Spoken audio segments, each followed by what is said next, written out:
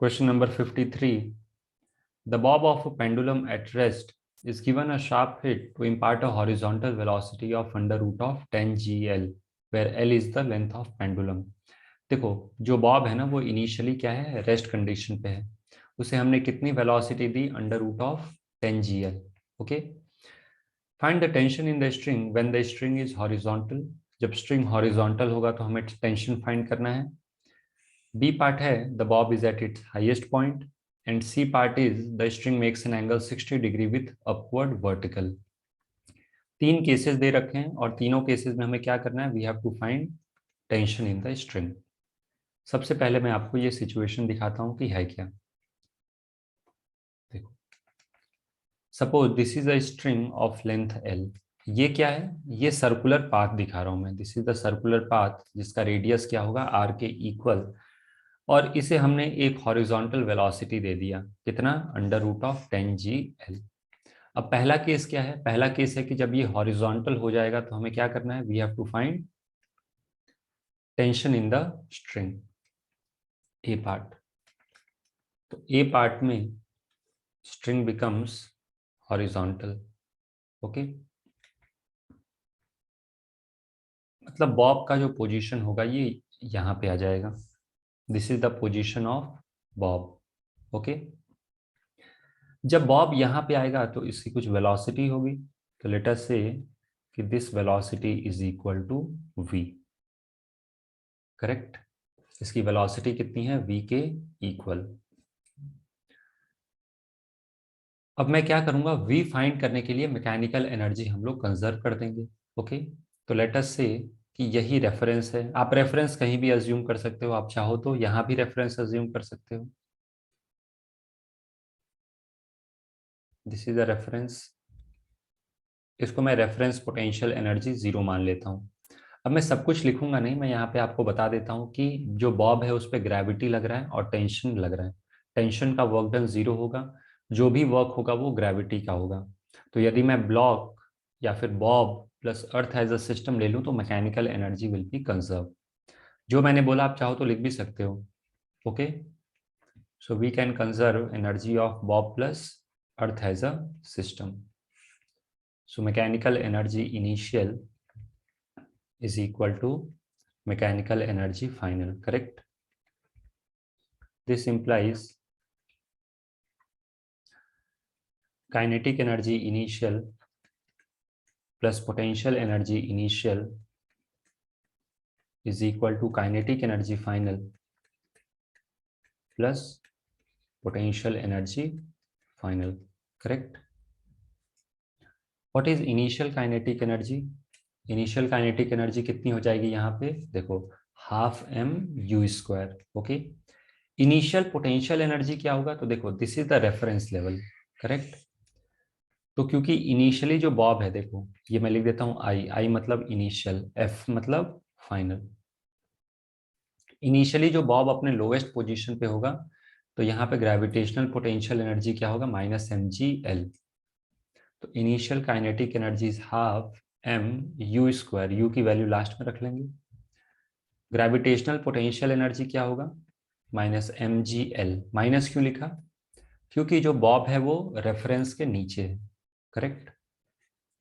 Final kinetic energy is half M V square. और final potential energy क्या, 0 होगा. क्यों 0 होगा, क्योंकि फाइनली ये रेफरेंस लेवल पे ही आ गया है. तो final gravitational potential energy is 0. Half M U square क्या हो जाएगा, 10 G L. This is equal to M V square by 2. Correct. तो यहां से ये कितना आ जाएगा, 4 M G L is equal to M V square by 2. तो m से m कैंसिल हो जाएगा और वेलोसिटी कितना आ जाएगा, velocity will be equal to under root of 8 G L. तो यहां से अपने को वेलोसिटी मिल गया. तो मैं क्या करूंगा, मैं यहाँ पे फ्री बॉडी डायग्राम ड्रॉ कर सकता हूँ इसका. ये मैं इरेज कर देता हूँ. देखो, जो बॉब है ना वो यहाँ पे है, इस पोजीशन पे. करेक्ट. इसकी वेलोसिटी मिल गई मुझे.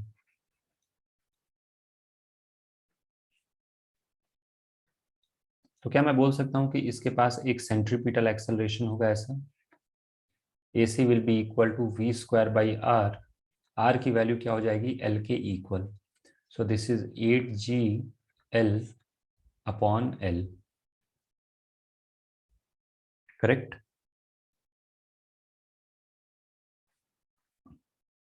यहां से क्या आ जाएगा, this will be equal to centripetal acceleration, centripetal acceleration कितना आ जाएगा, 8G के इक्वल।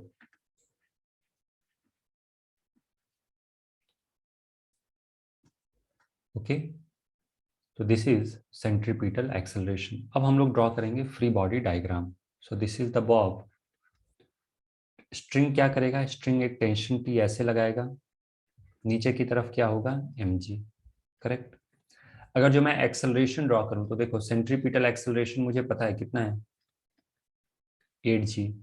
अच्छा, यहाँ पे एक इसका टेंजेंशियल एक्सेलरेशन भी हो सकता है जो हमें निकालना नहीं है, पूछेगा तो कैलकुलेट कर सकते हैं कि tangential acceleration will be due to this force mg, और सेंट्रीपिटल एक्सेलरेशन कौन प्रोवाइड करेगा, टेंशन। तो therefore tension is equal to MAC, that is m into,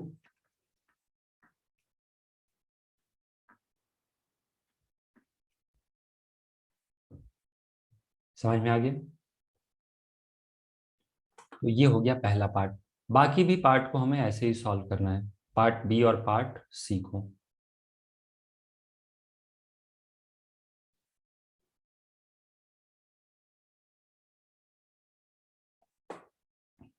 चलो अब आते हैं हम लोग पार्ट बी के ऊपर।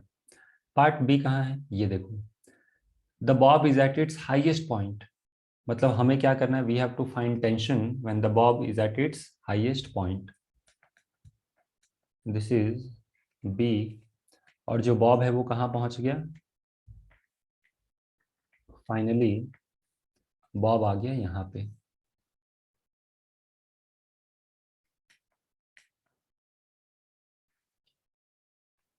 Okay, this is the Bob, इसकी कुछ वेलोसिटी v होगी यहाँ पे ऐसे, this is the final position. सब कुछ वैसे ही। बॉब पे कौन कौन से फोर्सेस लग रहे हैं, mg और टेंशन, टेंशन कोई वर्क नहीं करेगा, mg जो होगा वो इंटरनल कंजर्वेटिव फोर्स हो जाएगा if we consider block plus earth as a system. Okay, mechanical energy is conserved, kinetic energy initial will, मतलब मैकेनिकल एनर्जी कंजर्व होगा, फाइनली ये इक्वेशन आएगा। ओके, बस फर्क क्या होगा, इनिशियल काइनेटिक एनर्जी वही रहेगा, इनिशियल पोटेंशियल एनर्जी वही रहेगा, final kinetic energy half mv square, और फाइनल पोटेंशियल एनर्जी क्या होगा, देखो फाइनली ये रेफरेंस के कितना ऊपर है, L, तो पोटेंशियल एनर्जी फाइनल क्या लिखोगे, mgl। ओके, तो final potential energy will B, जो पहले जीरो था, पहले जीरो क्यों था, क्योंकि वो रेफरेंस पे ही था, अभी फाइनली ये रेफरेंस के कितना ऊपर है, देखो this is the reference line, reference के ये कितना ऊपर है, L के equal. So what is gravitational potential energy, mgl। Okay, समझ में आ गया। अब यहाँ पे क्या करोगे, इस इक्वेशन को सॉल्व करना है। सो दिस इज, यहाँ पे एक mgl होगा, ये जब mgl पूरा सॉल्व करोगे तो ये कितना आएगा, this is equal to 3gl, correct. और यहां से जब हम सॉल्व करेंगे तो वेलोसिटी कितना आ जाएगा, 6gl के इक्वल।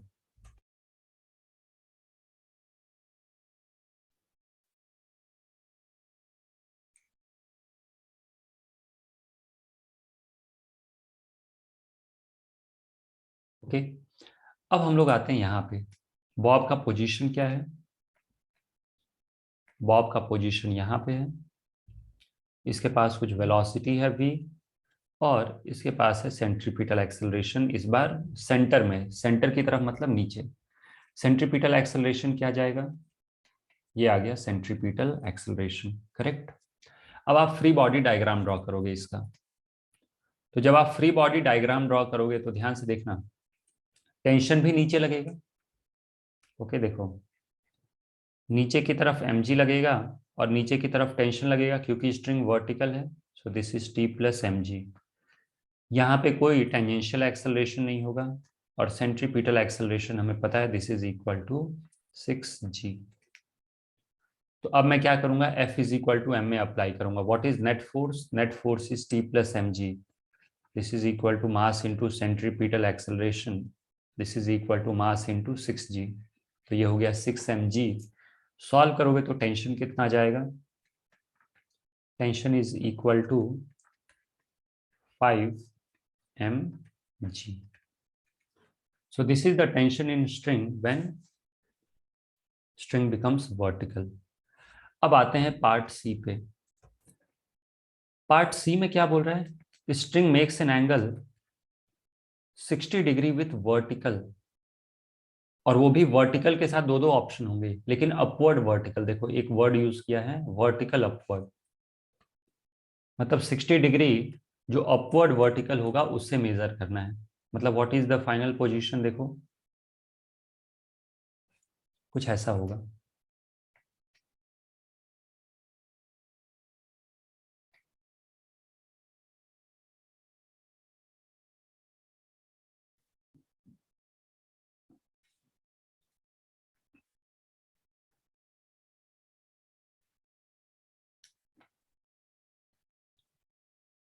ये जो एंगल देख रहे हो ना, this angle is 60 degree. Okay. यहां पे इसके पास कुछ वेलोसिटी होगा v.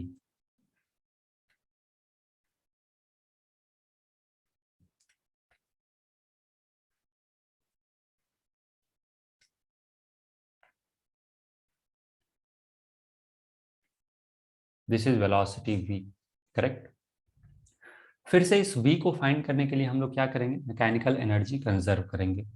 अच्छा एक चीज याद रखना कि ये जो लेंथ है ना, this length is equal to l. तो ग्रेविटेशनल पोटेंशियल एनर्जी लिखने के लिए मुझे ये हाइट चाहिए. याद रखिएगा कि this angle is also 60 degree. ये भी एंगल कितना हो जाएगा? 60 डिग्री. और ये जो लेंथ आप देख रहे हो, this length is equal to l. तो ये हाइट कितनी आ जाएगी? This height will be equal to l cos 60 degree, that is l/2. Okay. ये जो आप हाइट देख रहे हो, देखो ये है l. तो ये जो लेंथ होगा, ये वाला लेंथ, ये क्या हो जाएगा? Cos component, that is l cos 60 degree. This is equal to l/2. मतलब जब ये 60 डिग्री एंगल बनाएगा तो रेफरेंस से ये कितना ऊपर होगा? l/2 ऊपर होगा. करेक्ट. अब देखो इनिशियल काइनेटिक एनर्जी वही रहेगा, half M U square. Initial potential energy वही होगा. फाइनल काइनेटिक एनर्जी होगा हाफ एम वी स्क्वायर. और फाइनल पोटेंशियल एनर्जी क्या होगा? mg l/2. क्योंकि रेफरेंस से कितना ऊपर है? ये l/2. आप ये l/2 बेसिक ज्योमेट्री से एक बार फिर कैलकुलेट कर लेना. ओके. तो यहाँ पे फाइनल पोटेंशियल एनर्जी क्या हो जाएगा? mg l/2. बाकी सब कुछ सेम है.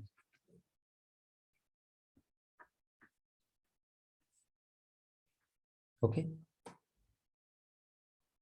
तो यहां से आप लिख सकते हो this is equal to mg l/2. Correct. तो यहां से मुझे लग रहा है 7 आ जाएगा. 7mgl. 2 से मल्टीप्लाई करोगे ना, देखो ऐसे लिख लो, 8mgl is equal to mv² plus mgl. Correct. So what is mv²? mv² will be equal to 7mgl. तो यहां से v कितना आ जाएगा? √7gl. करेक्ट. अब पोजीशन को फिर से दिखाते हैं, और थोड़ा ध्यान से देखना क्योंकि इस बार जो फ्री बॉडी डायग्राम है वो थोड़ा ढंग से ड्रॉ करना पड़ेगा, एंगल मार्क करना जरूरी होगा. ओके.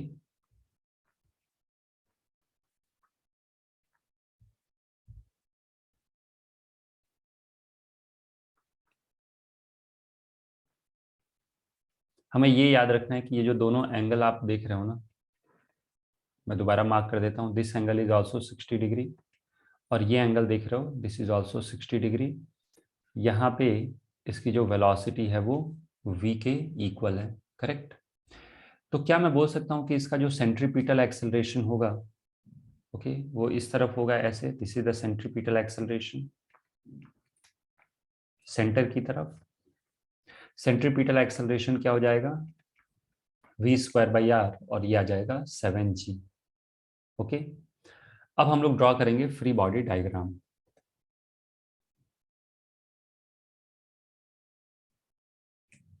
देखना ध्यान से।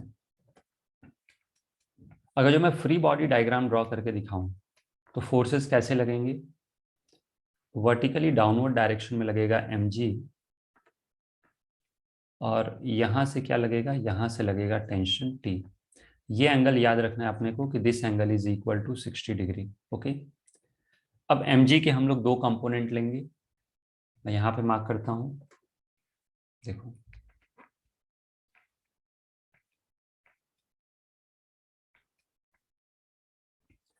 टेंशन ऑलरेडी एक इधर है, एक और टेंशन, सॉरी टेंशन ऑलरेडी इधर है। mg का एक कंपोनेंट आ जाएगा mg cos 60 डिग्री। mg का एक कंपोनेंट ऐसा आएगा, आप समझ रहे हो ना? mg, ये जो mg आप देख रहे हो, इसके मैंने दो कंपोनेंट ले लिए, अलोंग द रेडियस और टेंजेंशियल डायरेक्शन में, करेक्ट? या फिर अलोंग द स्ट्रिंग और perpendicular to the string. So this is mg sin 60 degree. Okay,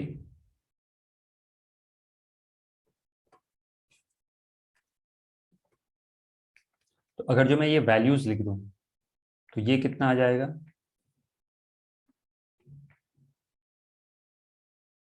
ये सब कुछ हटा देते हैं। रेडियल डायरेक्शन में हो जाएगा t plus M G by two, और ये कितना हो जाएगा टेंजेंशियल डायरेक्शन में √3 mg/2। ये दोनों, ये क्या करेगा? टेंजेंशियल एक्सेलरेशन प्रोवाइड करेगा। ये क्या करेगा? सेंट्रीपिटल एक्सेलरेशन प्रोवाइड करेगा। आप चाहो तो एक और डायग्राम में इस चीज को हम लोग लिख लेते हैं। ये देखो, ये क्या होगा? सेंट्रीपिटल एक्सेलरेशन, और ये क्या होगा? टेंजेंशियल। क्वेश्चन में टेंजेंशियल पूछा नहीं है, सिर्फ सेंट्रीपिटल में हमें डील करना है। ओके, तो हम लोग क्या करेंगे? रेडियल डायरेक्शन में इक्वेशन लिखेंगे।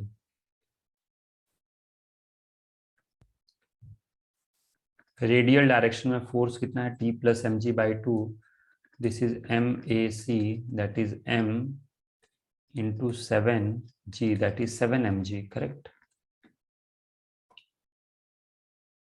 सो this implies T plus 0.5 mg is equal to 7 mg। तो बहुत ही सिंपल है माइनस करना। कितना आ जाएगा tension? Tension will be equal to 6.5 mg के equal. Okay, next question number 54। A simple pendulum consists of a 50 centimeter long string connected to a 100 gram ball. एक pendulum है जिसका लेंथ है 50 सेंटीमीटर, और जो बॉब है उसका मास है 100 ग्राम। The ball is pulled aside so that string makes an angle 37 degree with vertical and then released. Find the tension in the string when the bob is at its lowest position. बहुत ही simple question है ये, देखो।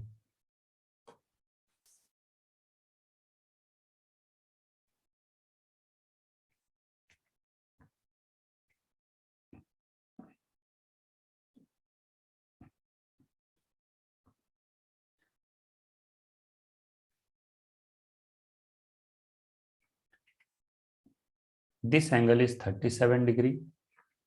Okay, ये जो angle देख रहे हो ये कितना है? थीटा लिख लो, यहाँ पे लिख लेते हैं theta is equal to 37 degree. और बॉब को हमने यहाँ से रिलीज किया। बॉब का मास m है, स्ट्रिंग का लेंथ है l। अब पूछा जा रहा है कि जब आप रेस्ट से रिलीज करोगे, यहाँ पे इनिशियल वेलोसिटी क्या है इसकी? Initial velocity is equal to 0। Okay, तो जब ये लोवेस्ट पोजीशन पे आएगा तो स्ट्रिंग के अंदर टेंशन कितना होगा? आप चाहो तो मैकेनिकल एनर्जी कंजर्व करना है पड़ेगा हमें, और कंजर्व करके वेलोसिटी। इसके लिए मैं दो डायग्राम ड्रॉ कर देता हूँ। यहाँ पे इनिशियल वेलोसिटी क्या है? This is the initial velocity 0। Finally ये कहाँ पे आ जाएगा? फाइनली ये आ जाएगा यहाँ पे।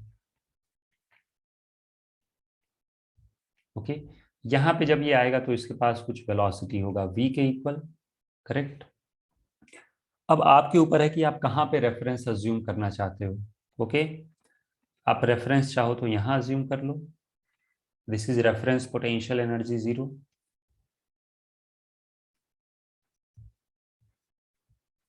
This is reference potential energy equal to 0, correct.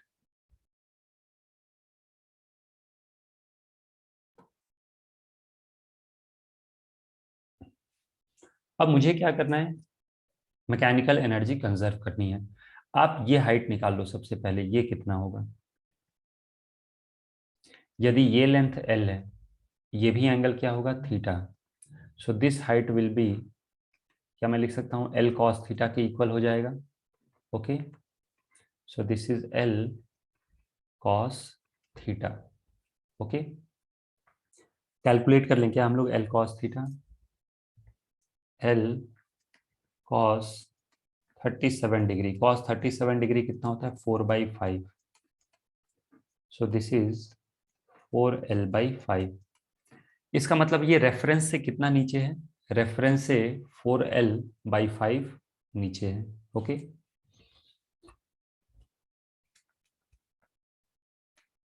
ये बाकी सब कुछ हम लोग हटा देते हैं।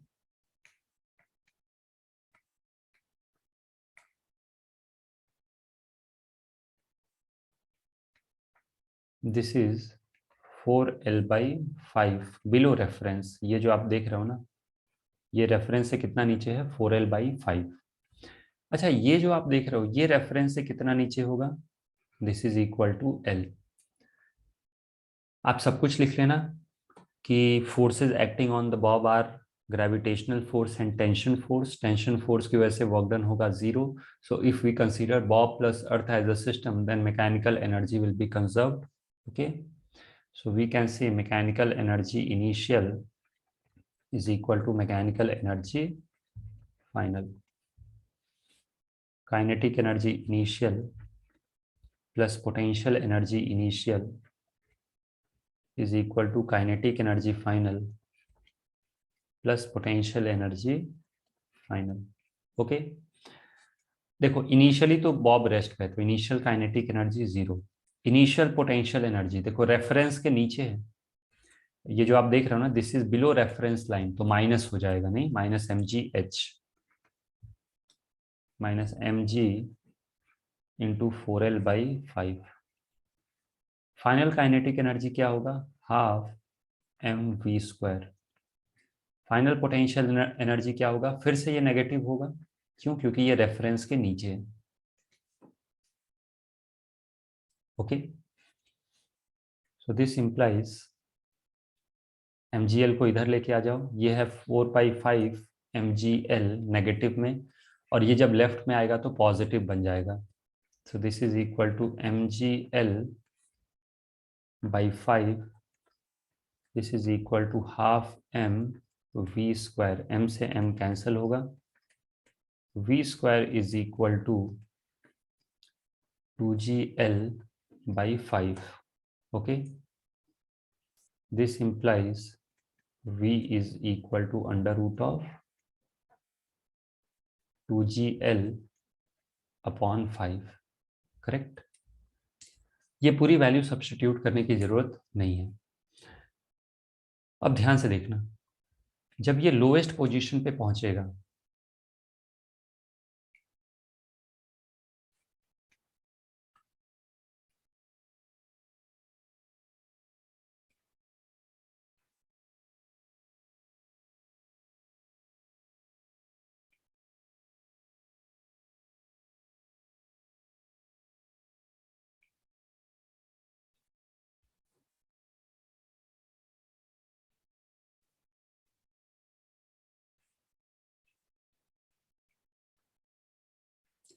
तो लोएस्ट पॉइंट पे इसकी वेलोसिटी v है जो हम लोगों ने कैलकुलेट किया, और इसका एक सेंट्रीपिटल एक्सेलरेशन होगा।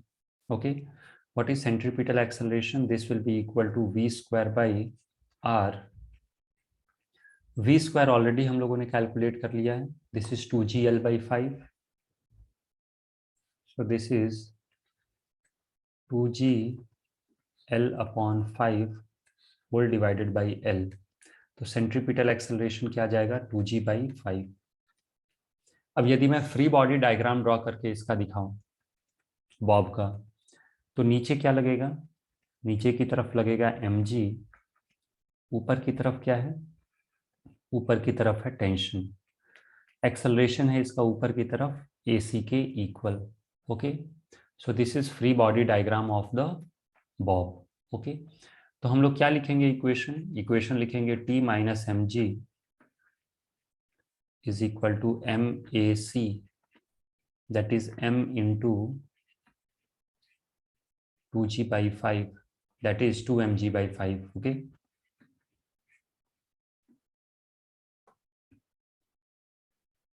तो यहाँ से टेंशन कितना आ गया, tension is equal to 2mg/5 plus mg,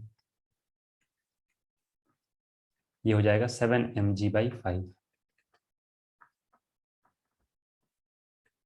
मास दिया है 100 ग्राम, जिसको हम लोग 0.1 kg लिख लेंगे।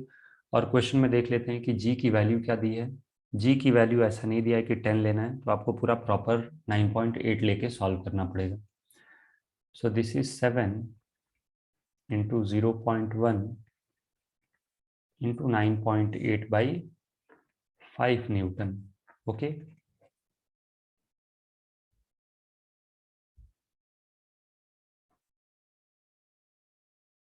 तो यार है 1.372 newton, 1.372 newton, this is approximately equal to 1.4 newton. Okay,